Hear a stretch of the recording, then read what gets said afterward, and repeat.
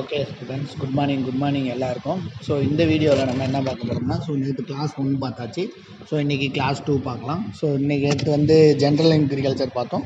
So இன்றைக்கி அதோட கண்டினியூஸாக கிளாஸ் 2ல் நம்ம அக்ரிகல்ச்சர் மீட்ராலஜி பார்க்கலாம். ஓகேவா? ஸோ உங்களுக்கு CWC and national seed corporation, so ரெண்டுக்குமே சேர்ந்து ஒரே கம்பைன் கிளாஸ் தான்.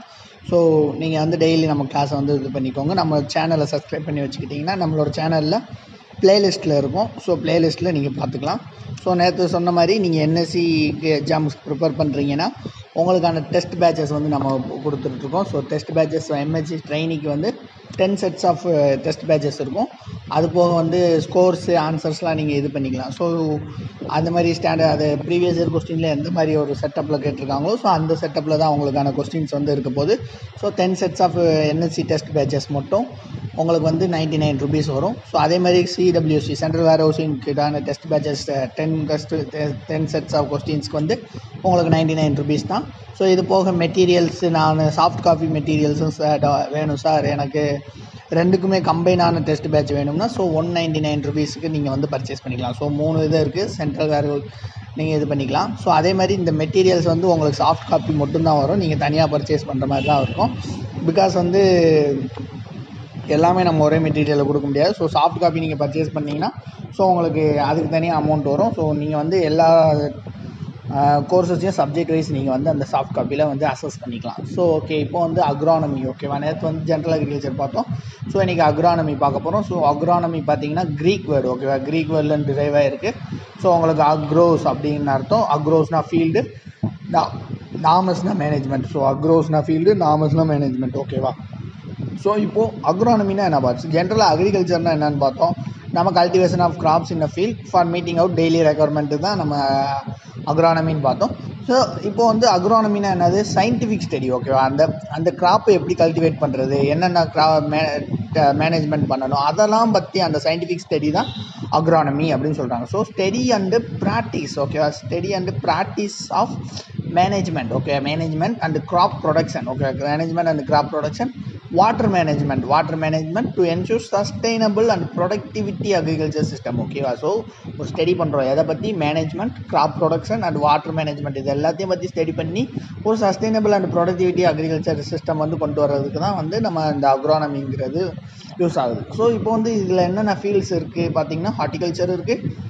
ஸோ உங்களுக்கு சாயில் சயின்ஸ் வரும், கிராப் சயின்ஸ் வரும், என்விரான்மெண்டல் சயின்ஸ் வரும். ஸோ ஆஸ் யூஸ்வல் நேற்று பார்த்த மாதிரி பிரான்ச்சஸ் ஆஃப் அக்ரிகல்ச்சர் எல்லாமே அக்ரானமி கீழே வரும். So agronomy word 19th century coin பண்ணியிருக்காங்க. ஸோ இது அந்த அளவுக்கு இம்பார்ட்டன்ஸ் கிடையாது. ஸோ பட் இந்த இது ரொம்ப முக்கியம். ஃபாதர் ஆஃப்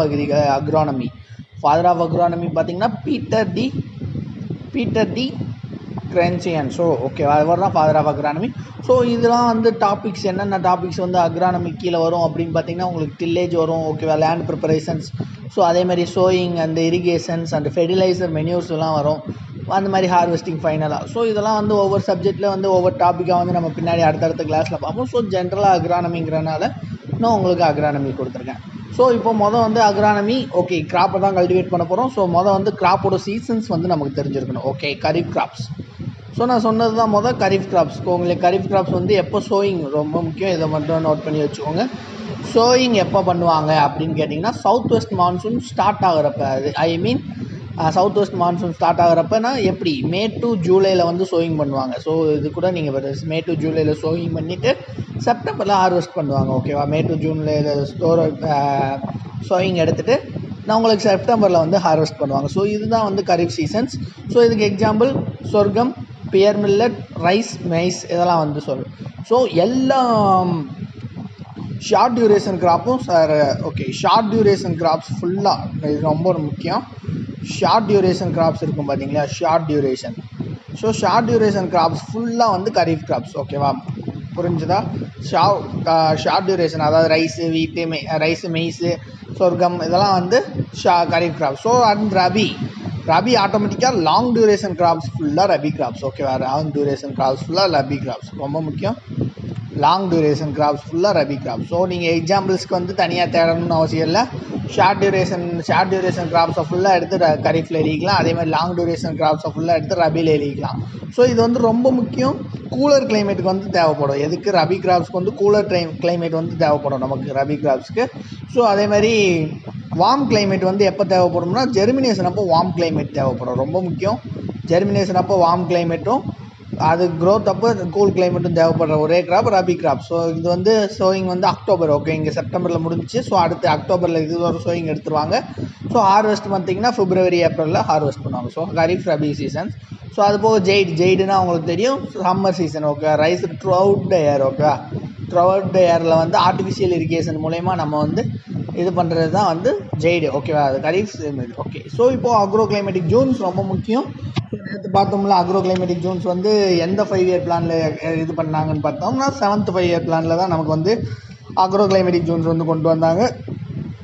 ஸோ இதில் அக்ரோ கிளைமேட்டிக் ஜோன்ஸ் நம்ம ஜென்ரலாக வந்து நம்ம இந்த ஹெட்டிங்கை மட்டும் படிச்சுட்டு போவோம். பட் உள்ளே என்னென்ன ஏரியா வந்து கொடுத்துருக்காங்க அதை மட்டும் படிச்சுட்டு போனீங்கன்னா ஸோ அதுலேருந்து 1 or 2 மார்க்ஸ் வர சான்சஸ் இருக்குது. ஸோ ஃபஸ்ட்டு வந்து வெஸ்டர்ன் ஹிமாலயா. ஸோ இது இந்த மேப்பை நான் வச்சுக்கோங்க. ஸோ இப்படி இருக்குது. So north, south, west, east, ஓகேவா, இந்த மாதிரி இருக்கா. ஸோ இப்போ இங்கே ஹிமாலயாஸ் எங்கே இருக்குதுன்னு பாருங்கள். ஹிமாலயாஸ் இந்த ரேஞ்சில் இருக்கும். ஸோ வெஸ்டர்ன் ஹிமாலயாஸ் சொல்கிறாங்க. அப்போது வெஸ்டர்ன் ஹிமாலயாஸ்க்கு வெஸ்ட்டுக்கு என்ன இருக்குது, இங்கே ஜம்மு அண்ட் காஷ்மீர் இருக்குது, ஓகேவா. So Jammu and Kashmir western Himalaya ஜோன்ஸில் வரும். அதே மாதிரி ஈஸ்டர்ன் ஹிமாலயா, ஓகே, இங்கே இருக்குது ஹிமாலயா. ஸோ இதுக்கு ஈஸ்ட் சைடு பார்த்தீங்கன்னா இங்கே அசாம், டார்ஜிலிங்லாம் இருக்கும்ல. ஸோ இதெல்லாம் வந்து ஈஸ்டர்ன் ஹிமாலயா. ஸோ இந்த மாதிரி நீங்கள் கவர் பண்ணிவிட்டு நீங்கள் இது பண்ணிங்கனாலே ஈஸியாக கவர் பண்ணலாம். ஸோ லோயர் கங்கடிக் பிளெயினில் வந்து lower Gangetic plain, middle Gangetic பிளெயினில் வந்து உத்தரப்பிரதேஷ் வரும். So upper Gangetic plain, lower, middle, upper, trans Gangetic பிளெயினில் டெல்லி வரும் நமக்கு, ஓகேவா. ஸோ எந்தெந்த இதில் என்னென்ன வரும்னு மட்டும் பார்த்துக்கோங்க. ஈஸ்டர்ன் பிளாட்டியூவில் ஈஸ்ட் பார்ட் ஆஃப் எம்பி, அதே மாதிரி சதர்ன் பிளாட்டியூலையும் மத்திய பிரதேஷ் வரும். ஸோ அதுக்கடுத்து சதர்ன் பிளாட்டியூ ரொம்ப முக்கியம். சதர்ன் பிளாட்டியூவில் தான் வந்து நமக்கு வந்து கர்நாடகா, ஆந்திரா, தமிழ்நாடு இதெல்லாம் வந்து வரும், ஓகேவா. அது ரொம்ப முக்கியம். ஸோ அடுத்து ஈஸ்ட் கோஸ்டல் பிளெயின் தமிழ்நாடு வரும், வெஸ்ட் கோஸ்டல் பிளெயின் தமிழ்நாடு வரும். ஸோ எல்லாமே ஈஸ்ட் கோஸ்ட்டு வெஸ்ட் கோஸ்ட்டு நீங்கள் போட்டுக்கலாம். ஸோ வெஸ்டர்ன் ட்ரை ஜோன்னா உங்களுக்கு ராஜஸ்தான் வரும், ஓகேவா. ராஜஸ்தான் இருக்குது. So island, Andaman and Nicobar நீங்கள் நார்மலாக போட்டுக்கலாம். ஸோ இதுதான் வந்து ரொம்ப முக்கியம். ஸோ அதுக்கடுத்து classification by National Bureau of Soil Survey, ஓகேவா. National Bureau of Soil Survey நமக்கு அண்ட் லேண்ட் யூஸ் பிளானிங் இவங்க கிளாஸிஃபை பண்ணது தான் ஏரிட், ஓகேவா. ஏரிட்னா நமக்கு என்ன தெரியும், கோல்டு ஈக்கோ ரீஜன் இருக்கும், cold eco region, shallow soil இருக்கும், length of growing period less than 90 இருக்கும், ஓகேவா, லெஸ் தென் 90 இருக்கும். ஸோ இதெல்லாம் வந்து சின்ன சின்ன characters, arid, semi arid and subhumid, humid, coastal, இதெல்லாம் வந்து அக்ரோ ஈக்காலஜிக்கல் ஜோன்ஸ்னு சொல்லுவாங்க. ஸோ அக்ரோ ஈக்கோ சிஸ்டமில் வந்து 20 ஜோன்ஸ் இருக்கும், ஓகேவா. ரொம்ப முக்கியம். அக்ரோ கிளைமேட்டிக்கு 15, ஓகேவா. Agro climatic 15. So agro ecological வந்து நமக்கு வந்து 20 இருக்கும். ஸோ வந்து இது வந்து முக்கியம். ஸோ இப்போது அக்ரோ கிளைமேட்டிக் ஜோன்ஸ் வந்து எங்கே கம்மியாக இருக்குது அப்படின்னு பாருங்கள். ஸோ அக்ரோ கிளைமேட்டிக் ஜோன்ஸ் வந்து ஹரியானாவில் தான் கம்மியாக இருக்குது. இது ஒரு நோட் பண்ணி வச்சுக்கோங்க. ஸோ பிகாஸ் உங்களுக்கு சென்ட்ரல் வேர் ஹவுசிங் கார்பரேஷனில் கேட்ட ஒரு கொஸ்டின் தான் இது, ஓகேவா. சென்ட்ரல் வேர் ஹவுசிங்கில் கேட்ட கொஸ்டின் எந்த ரேஞ்சில் வந்து அக்ரோ கிளைமேட்டிக் ஜோன்ஸ் கம்மியாக இருக்கும் அப்படின்னு கேட்டாங்கன்னா ஹரியானா, ஓகேவா. ஹரியானாவில் வந்து அக்ரோ கிளைமேட்டிக் ஜோன்ஸ் கம்மியாக இருக்கும். ஸோ எங்கே அதிகமாக இருக்கும் அப்படின்னு கேட்டாங்கன்னா மத்திய Pradesh, okay. Agro climatic Jones மத்திய பிரதேஷில் தான் அதிகமாக இருக்கும், 12 இருக்கும், ஓகே. கம்மியாக ஹரியானாவில் 2 இருக்கும், அதிகபட்சமாக மத்திய பிரதேஷில் 12 இருக்கும், ஓகேவா. ஸோ இது ரொம்ப முக்கியம். இந்தியாவில் வந்து தமிழ்நாட்டில் வந்து 7 இருக்கும், ஓகேவா. இதெல்லாம் நம்ம தெரிஞ்சது தான். ஸோ கம்மியாக எங்கே இருக்குது, அதிகமாக எங்கே இருக்குது, இந்த 2 வேலையும் பார்த்து வச்சுக்கோங்க. So agro climatic zones of தமிழ்நாட்டில் எவ்வளோ இருக்க போகுது, 7 இருக்க போகுது, ஓகேவா. ஸோ அதே மாதிரி இங்கேயும் அதே மாதிரி தான். ஸோ நார்த் ஈஸ்ட், ஓகேவா. நார்த் ஈஸ்ட்டில் என்னென்ன இருக்கும் நமக்கு வந்து எப்படி இருக்கும், நார்த்து இங்கே இருக்கும், ஈஸ்ட்டு, ஓகேவா. ஸோ தமிழ்நாடு மேப் நீங்கள் பார்த்துருப்பீங்க. இந்த டைரெக்ஷனாக்கும் என்ன இருக்கும், இந்த விழுப்புரம், திருவண்ணாமலை, கூடலூர், கன்னியாகுமரி, அரியலூர், இந்த மாதிரி சிதம்பரம், இந்த மாதிரி சென்னையை ஒட்டி இருக்க ரீஜன்ஸ்லாம் வந்து நார்த் ஈஸ்ட்டில் இருக்கும். ஸோ நார்த் வெஸ்ட்னா இந்த டைரெக்ஷன், ஓகேவா. இங்கிட்டு வெஸ்ட் இருக்கும். ஸோ நார்த் வெஸ்ட் இந்த டைரெக்ஷனில் என்னென்ன இருக்க போது உங்களுக்கு சேலம், நாமக்கல், பெரம்பலூர் இதெல்லாம் வந்து நார்த் ஈஸ்ட்டில் இருக்க போது.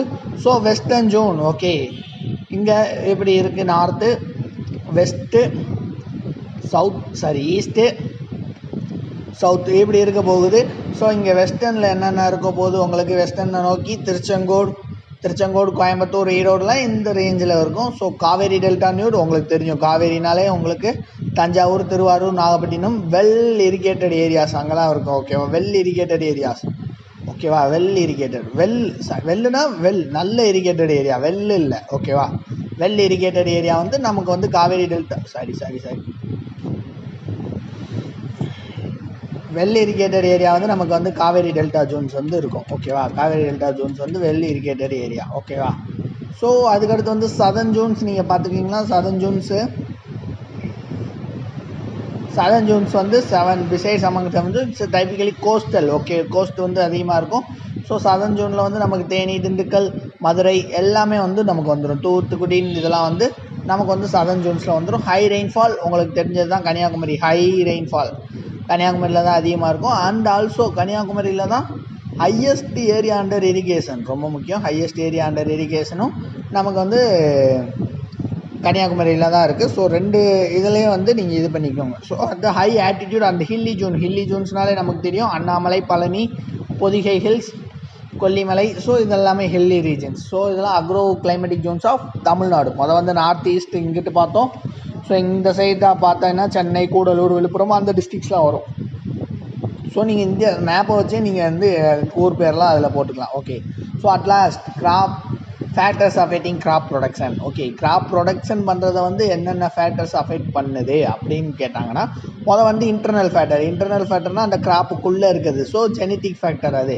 ஸோ ஜெனட்டிக் ஃபேக்டர்னால் சில வெரைட்டிஸ், எக்ஸாம்பிள் X7 அப்படிங்கிற வெரைட்டி. ஓகேவா, X7ங்கிற வெரைட்டி டவுனி மில்டியூ ரெசிஸ்டன்ட். ஓகேவா, டவுனி மில்டியூ ரெசிஸ்டன்ட் எதில்? பியர் மில்லட்டில் X7ங்கிற வெரைட்டி டவுனி மில்டியோட ரெசிஸ்டன்ட். ஸோ அதே இது கோ7ங்கிறது வந்து சசப்டபிள். ஓகே, கோ7ங்கிறது வந்து சசப்டபிள். ஸோ இந்த மாதிரி இருக்கிற ஜெனட்டிக் ஃபேக்டர்னால நமக்கு வந்து இது காசு ஆகுதுன்னா, ஸோ இது வந்து கிராப் ப்ரொடக்ஷனை வந்து அஃபெக்ட் பண்ணுதுன்னா, ஸோ இது வந்து genetic factors. So as usual உங்களுக்கு கிளைமேட்டிக் ஃபேக்டர்ஸ் வந்து உங்களுக்கு தெரியும். ஓகேவா, சில கிராப்ஸ் வந்து ஷார்ட் டியூரேஷன் கிராப்ஸாக இருக்கும். ஸோ சில லாங் டியூரேஷன் கிராப்ஸாக இருக்கும். ஸோ இதெல்லாம் வச்சு ஒரு நமக்கு வந்து கிராப் ப்ரொடக்ஷன் அஃபெக்ட் பண்ணால், ஸோ அது எக்ஸ்டர்னல் ஃபேக்டர்ஸில் வந்து கிளைமேட்டிக் ஃபேக்டர்ஸில் வரும். ஸோ அடுத்து எடாஃபிக், ஸோ அடுத்து பயோட்டிக், இந்த மாதிரி இருக்குது. ஸோ உங்களுக்கு வந்து இந்த மெட்டீரியல் வேணுன்னா நீங்கள் பர்ச்சேஸ் பண்ணிக்கலாம். ஸோ உங்களுக்கு சாஃப்ட் காப்பி வந்து சப்ஜெக்ட் வைஸ் வரும். ஸோ அது போக நம்ம டெஸ்ட் பேஜஸையும் நீங்கள் பர்ச்சேஸ் பண்ணிக்கலாம். ஸோ இதில் எதுவும் டவுட்ஸ் இருந்தால் கமெண்ட் செக்ஷனில் மென்ஷன் பண்ணுங்கள். ஸோ அன்டில் தென் அடுத்த கிளாஸில் பார்ப்போம். அது வரைக்கும் தேங்க்யூ.